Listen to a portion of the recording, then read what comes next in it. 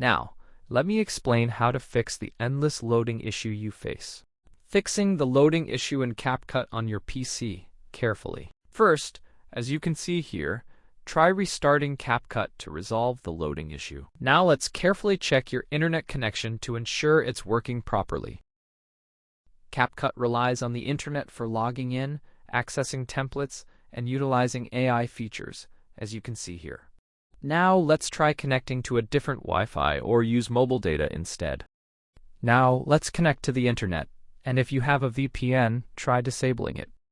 Please turn it off now. And yes, after you restart the app, it often helps resolve issues like freezing or endless loading, as you can see here.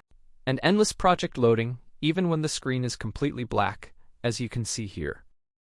And if that didn't help, carefully try clearing the cache directly within the CapCut application, as shown here.